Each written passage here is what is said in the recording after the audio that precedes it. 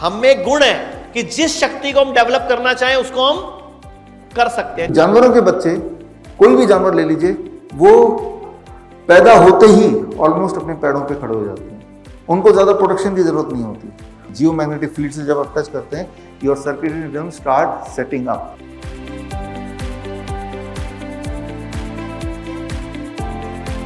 हमारे बॉडी का जो सर्केडियन रिदम है, जो मैं कल से बता रहा हूँ, उसे सेट कर देना है। हमें हार्ट डिजीज नहीं ठीक करना है, हमें लंग डिजीज ठीक नहीं करना है, हियरिंग प्रॉब्लम ठीक नहीं करनी है, आंखों की प्रॉब्लम ठीक नहीं करनी है। हमें अपने बॉडी का सर्केडियन रिदम ठीक करना है। सर्केडियन रिदम के कुछ रूल्स हैं, उसे फॉलो कर देना है। जब वो ब्लाइंडली फॉलो करेंगे, हर दिन कुछ ना कुछ इंप्रूवमेंट दिखेगा और एक दिन आएगा कि जब कोई भी आपको फिजिकल डिस्कम्फर्ट नहीं है, इसका मतलब आपने अपने सर्केडियन रिदम को बिल्कुल ठीक कर दिया। तो इसके कुछ पैरामीटर्स हैं। पैरामीटर 1 जिस पे हम डिटेल में बात कर चुके, टाइम ऑफ ईटिंग पे। Parameter 2 that is light exposure to your eyes.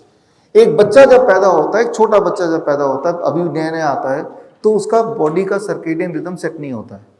इसीलिए वो कभी भी रोता है, वो कभी भी सोता है, अचानक उठ जाता है, अचानक फूड खाता है, अचानक पॉटी कर देता है। कोई सर्केडियन रिदम बना नहीं है। भगवान ने बिना सर्केडियन रिदम बना के बच्चे को भेजा और धीरे धीरे आप गौर करते होंगे, उस बच्चे का सर्केडियन रिदम सेट हो रहा है। यानी कि वो माँ बाप के साथ ही सो रहा है, रात को सुबह ही उठ रहा है, भूख एक टाइम पे लग रही है, पॉटी एक टाइम पे जा रहा है, दोपहर को एक टाइम पे सो रहा है, एक टाइम पे वो रो रहा है, तो उसकी सर्केडियन रिदम धीरे धीरे सेट होने लगती है ना, कि सोने का एक पर्टिकुलर टाइम हो गया। लेकिन आप ये गौर करेंगे कि जो इंसान के बच्चे हैं, उनका अपने पैरों पे खड़े होने में या सर्केडियन रिदम सेट होने में कई महीने लग जाते हैं। वो बहुत ही फ्रेजाइल होते हैं। जबकि के बच्चे, कोई भी जानवर ले लीजिए, वो पैदा होते ही ऑलमोस्ट अपने पैरों पे खड़े हो जाते हैं। उनको ज़्यादा प्रोटेक्शन की ज़रूरत नहीं होती।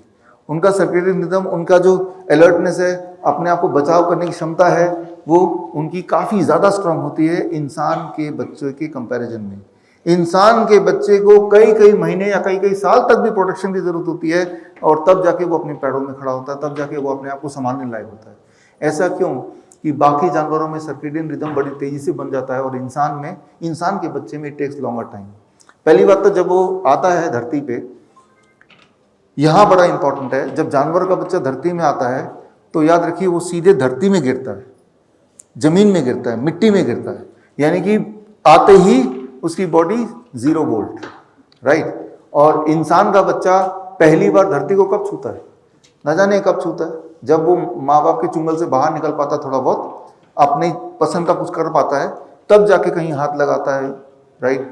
कोई पेड़ को पकड़ेगा या जूते के बिना चलेगा, राइट। नहीं तो आजकल जिस तरह के मॉडर्न लाइफ में जीते हैं, तो मिट्टी को तो गंदा माना जाता है ना, तो वो गंदा हो जाएगा, इन्फेक्शन हो जाएगा, इस तरह से वो ओवर प्रोटेक्टिव पेरेंट्स हैं। तो बहुत समय बाद, कई कई साल बाद पहली बार बच्चा देखता है कि धरती को छूना होता कैसे है, राइट, अनलाइक द एनिमल्स। तो यहाँ पे समझना पड़ेगा कि जब धरती से आप छूते हैं तो सीधे इलेक्ट्रॉन आपकी बॉडी में ट्रेवल करते हैं। वो जो इलेक्ट्रॉन बॉडी में ट्रेवल करते हैं, वो आपके सर्केडियन रिदम को सेट करने लगते हैं। जियो मैग्नेटिक फील्ड से जब आप टच करते हैं, your circadian rhythm start setting up, right.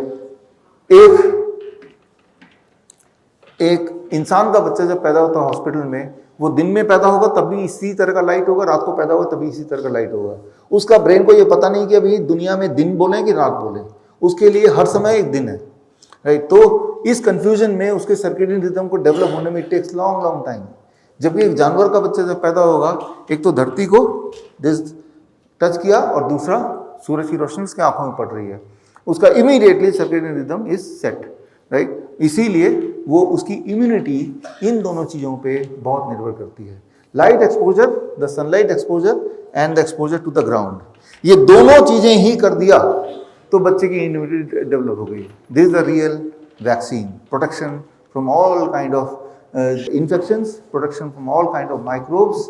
अगर सही मायने में एक बच्चे को प्रोटेक्ट करना है तो उसके लिए the moment he is born, the exposure to the ground and exposure to the outside light, right. उसके लिए मैं बोलता हूँ कि बच्चे को गोद में लो और लेके आप गोद में जब लेंगे तो आपका स्किन बच्चे के स्किन से टच कर रहा है और आप बैठ जाओ, राइट, बाहर आउटडोर, और दोनों पैर ग्राउंडेड है, तो आपके माध्यम से भी वो धरती में कनेक्ट हो गया, तो ये भी इक्वली काम करेगा, है ना। तो इस तरह से लेकिन धरती के कांटेक्ट में बच्चे को लाना जरूरी है, अगर आप ये चाहते हैं कि बच्चे की इम्यूनिटी स्ट्रांग हो जाए, बन जाए, है ना। बचपन में जितने बच्चे मिट्टी में खेलते थे, साइडों से कली खा लेते थे, किनारे का गंद खा लेते थे, वो ज्यादा स्ट्रांग थे। जिनको आपने गोद से नहीं उतारा वो बीमार हैं, उनको थोड़े दिन बाद जॉन्डिस, कभी निमोनिया, कभी बुखार, कभी वायरल होता रहता है। अच्छा, जैसे मौसम ठंडा गर्म जब मौसम होता है, ठंडा मौसम होता है, आप लोग अपने बच्चे को दो दो मफलर डालते हो, टोपी भी पहनाते हो, स्वेटर भी पहनाते हो, और गरीबों का बच्चा बनियान में चाय बैठ रहा होता है, लेकिन आपका बच्चा बीमार होता है, वो नहीं होता। क्यों? सारा खेल किस चीज का है? इम्यूनिटी का, आपके अंदर की लड़ने की।